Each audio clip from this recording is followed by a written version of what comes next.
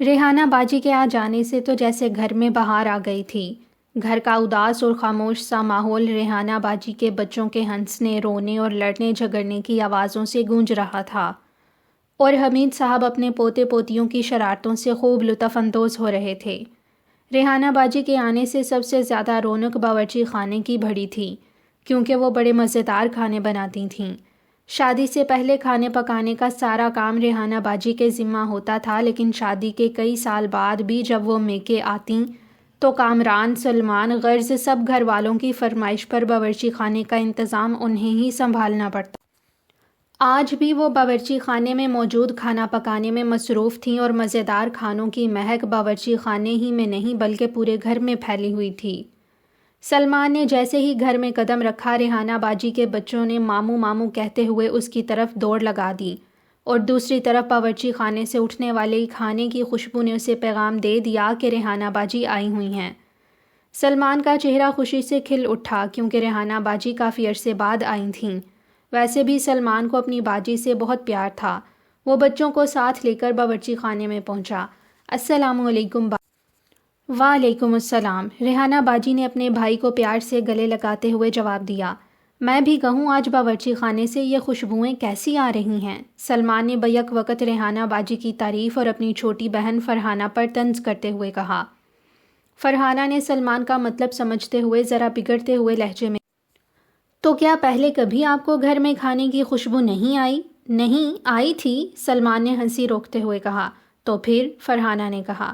پھر یہ کہ آئی تھی، لیکن اس وقت جب پچھلی بار ریحانہ باجی آئی تھیں، سلمان نے ہنستے ہوئے کہا۔ تو پھر باجی ریحانہ کے ہاتھ کا پکا ہوا کھانا ہی کھایا کریں، میں اب کھانا نہیں پکایا کروں گی، فرحانہ نے ناراض ہوتے ہوئے کہا۔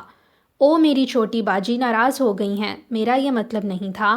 خوشبو تو اس وقت بھی آتی ہے جب آپ کھانا پکاتی ہیں، لیکن وہ خوشبو ذرا منفرد قسم کی ہوتی ہے، میرا مطلب ہے پیاز، مرچ وغیرہ وغیرہ کے جلنے کی۔ باجی دیکھیں، انہیں سمجھائیں، فرحانہ نے سلمان کی بات کاٹتے ہوئے احتجاجاً کہا۔ سلمان اب بس کریں، ہمیں کام کرنے دیں، کیونکہ تھوڑی دیر بعد آپ کو بھوک بھی تو لگ جائے گی، ریحانہ باجی نے کہا۔ ٹھیک ہے باجی، لیکن وہ بادام اور پستے والی سوئیاں ضرور بنائیں، اب تو ابو فریج بھی لے آئے ہیں، ٹھنڈی ٹھنڈی سوئیاں بہت مزے کی لگیں گی۔ سوئیاں بھی بن جائیں گی، آپ ذرا عمر اور طوبہ کو باہر لے جائیں، ریحانہ باجی نے کہا، اور سلمان بچوں کو لے کر باہر صحن میں آ گیا۔ حمید صاحب ایک سرکاری ملازم تھے، ان کے 4 بچے تھے۔ سب سے بڑی بیٹی ریحانہ کی شادی ہو چکی تھی، بڑا بیٹا کامران ایک پرائیویٹ فرم میں کام کرتا تھا، چھوٹی بیٹی فرحانہ 10ویں میں پڑھتی تھی، اور سب سے چھوٹا بیٹا سلمان 8ویں جماعت میں تھا۔ گھر میں سب سے چھوٹا ہونے کی وجہ سے سلمان کا ہر کوئی خیال رکھتا تھا۔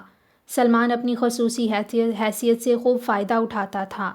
دوسری بہت سی باتوں کے ساتھ ساتھ فرحانہ کو چھیڑنا اور تنگ کرنا سلمان کا پسندیدہ مشغلہ تھا۔ اگرچہ فرحانہ اس سے بڑی تھی اور ریحانہ باجی کی شادی کے بعد گھرداری کے اکثر کام اس کے ذمے تھے، لیکن سلمان فرحانہ کو تنگ کرنے کا کوئی موقع ہاتھ سے جانے نہیں دیتا تھا۔ عصر کی نماز پڑھ کر سلمان اپنے دوست احمد کے ساتھ بیڈمنٹن کھیلنے چلا گیا۔ مغرب تک دونوں کھیلتے رہے، اور پھر نماز پڑھ کر دونوں اپنے اپنے گھر کو روانہ ہو گئے۔ سلمان اپنے گھر میں داخل ہوا تو سب گھر والے ڈرائنگ روم میں تھے، کیونکہ پڑوس سے کچھ خواتین ریحانہ باجی سے ملنے آئی ہوئی تھیں۔ اچانک سلمان کو احساس ہوا کہ اسے تو زور کی بھوک لگی ہوئی ہے۔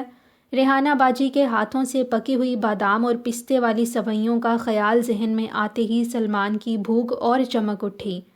اس نے بڑے محتاط انداز میں سوئیوں پر ہاتھ صاف کرنے کا منصوبہ بنا لیا۔ سب سے پہلے اس نے دبے پاؤں اپنے کمرے کا جائزہ لیا، وہاں اور برابر والے کمرے میں کوئی نہیں تھا۔ پھر وہ باورچی خانے کی طرف بڑھا، وہاں بھی کوئی نہیں تھا۔ سلمان نے بڑی مہارت سے بغیر کوئی آواز پیدا کیے فریج کا دروازہ کھول لیا۔ سامنے ہی سوئیاں پڑی ہوئی تھیں۔ پہلے تو سلمان نے پوری ڈش اڑانے کا سوچا، لیکن پھر کچھ سوچ کر ایک پلیٹ میں کافی ساری سوئیاں نکال لیں۔ فریج کا دروازہ کسی ماہر جاسوس کی طرح بند کیا اور خاموشی سے اپنے کمرے کے سامنے پہنچ گیا۔ اسے اپنی کامیاب کارروائی پر بڑی خوشی ہو رہی تھی، لیکن جیسے ہی اس نے اپنے کمرے کا دروازہ کھولا، پلیٹ اس کے ہاتھوں سے گرتے گرتے بچی، کیونکہ سامنے ہی فرحانہ کھڑی تھی اور طنزیہ نظروں سے اسے گھور رہی تھی۔ سلمان نے ہونٹوں پر انگلی رکھتے ہوئے اسے خاموش رہنے کے لیے کہا، لیکن فرحانہ اگلا پچھلا حساب چکانے کا فیصلہ کر چکی تھی۔ اس نے بلند آواز سے کہا، چور پکڑا گیا، چور پکڑا گیا۔ چند ہی لمحوں میں امی، ریحانہ باجی اور پڑوس سے آئی ہوئی مہمان خواتین سب سلمان کے کمرے میں پہنچ گئے۔ سلمان پلیٹ ہاتھ میں پکڑے مجرموں کی طرح ندامت سے سر جھکائے کھڑا تھا۔ اسے فرحانہ پر بہت غصہ آ رہا تھا، جس نے پڑوس سے آئی ہوئی خواتین کے سامنے اس کی بے عزتی کرا کر رکھ دی تھی۔ امی نے حسب معمول اپنے لاڈلے بیٹے کو کچھ نہ کہا، صرف ریحانہ باجی نے اسے سمجھاتے ہوئے کہا، سلمان بھائی یہ بری بات ہے، دیکھیں آپ کے کھانے کے لیے ہی تو سب کچھ پکایا ہے، اگر سب مل کر کھائیں تو اچھا نہیں لگتا آپ کو؟ فرحانہ کی چور چور کی آواز سن کر سب نہ جانے کیا سمجھے تھے، لیکن جب انہوں نے اصل صورتحال دیکھی تو واپس ڈرائنگ روم میں چلے گئے۔ لیکن فرحانہ ابھی تک سلمان کے کمرے میں ہی تھی۔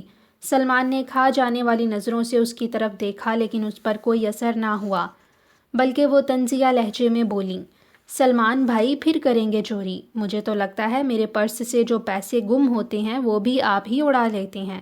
بس بس اب رہنے دو، آپ کے پرس میں ہوتا ہی کیا ہے؟ اور ہاں، یہ کھانے پینے کی کوئی چوری نہیں ہوتی، میں آج ہی ثابت کر دوں گا کہ چوری میں نہیں بلکہ آپ کرتی ہیں، سلمان نے چیلنج کرتے ہوئے کہا۔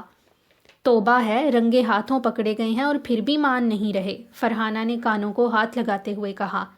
کوئی بات نہیں، آپ کو بھی رنگے ہاتھوں پکڑواؤں گا، سلمان نے کہا۔ فرحانہ توبہ توبہ کرتے ہوئے کمرے سے نکل گئی اور سلمان دانت پیس کر رہ گیا۔ سلمان نے فرحانہ کو یوں ہی دھمکی نہیں دی تھی، بلکہ اس کے ذہن میں واقعی ایک منصوبہ تھا۔ اس نے الماری سے ایک کتاب نکالی اور اپنے مطلوبہ صفحے پر نشان لگایا اور کتاب کو اپنے مطالعے کی میز پر رکھ دیا۔ رات کے کھانے کی میز پر پھر سلمان کی چوری کا تذکرہ ہوا اور ایک بار پھر سب کے سامنے سلمان کو شرمندہ ہونا پڑا۔ اس سے ٹھیک سے کھانا بھی نہ کھایا گیا اور وہ سب سے پہلے اٹھ کر اپنے کمرے میں آ گیا۔ رات کے تقریباً 9 بجے سلمان اپنے کمرے سے نکلا، اس کا رخ فرحانہ کے کمرے کی طرف تھا۔ دروازے پر پہنچ کر سلمان نے دستک دینے کی بجائے تھوڑا سا دروازہ کھولا اور اندر جھانک کر دیکھا تو اس کا چہرہ خوشی سے کھل اٹھا۔ اس نے دروازے کو کھلا چھوڑا اور اپنے کمرے سے نشان زدہ صفحے والی کتاب ہاتھ میں لے کر ڈرائنگ روم میں پہنچ گیا، جہاں ابو، امی، کامران بھائی اور ریحانہ باجی بیٹھ کر باتیں کر رہے تھے۔ سلمان نے اندر داخل ہو کر جلدی سے کہا، آپ سب میرے ساتھ آئیں، میں آپ کو ایک بہت اہم چیز دکھانا چاہتا ہوں۔ بھائی کس اہم چیز کی بات کر رہے ہیں آپ؟ کامران نے پوچھا۔ آپ آئیں نا، سب پتہ چل جائے گا، سلمان نے مختصر سا جواب دیا اور سب کو لے کر فرحانہ کے کمرے میں داخل ہو گیا اور فرحانہ کی طرف اشارہ کرتے ہوئے آہستہ سے کہا، انہیں غور سے دیکھیں۔ سب حیرت سے فرحانہ اور سلمان کو دیکھنے لگے، کیونکہ فرحانہ نماز پڑھ رہی تھی اور یہ کوئی نئی بات نہیں تھی، جبکہ سلمان اسے ایک اہم چیز کہہ رہا تھا۔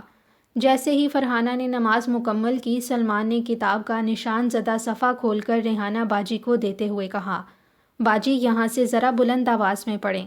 ریحانہ نے کچھ نہ سمجھتے ہوئے بھی پڑھنا شروع کیا۔ حضور صلی اللہ علیہ وسلم نے فرمایا، بدترین چوری نماز کی چوری ہے۔ لوگوں نے پوچھا، یا رسول اللہ صلی اللہ علیہ وسلم، کوئی نماز کی چوری کیسے کر سکتا ہے؟ آپ صلی اللہ علیہ وآلہ وسلم نے فرمایا، رکوع اور سجود ادھورے ادھورے کر کے۔ اب اصل بات سب کی سمجھ میں آ گئی تھی۔ سب خاموشی سے ایک دوسرے کو دیکھ رہے تھے اور فرحانہ کا سر جھکا ہوا تھا، کیونکہ سلمان نے اسے چور ثابت کر کے اپنا بدلہ چکا دیا تھا۔ لیکن اسے سلمان کی اس بات کا افسوس یا دکھ نہیں بلکہ خوشی تھی کہ اس بہانے اسے اپنی ایک بہت بڑی غلطی کی اصلاح کا موقع مل گیا تھا۔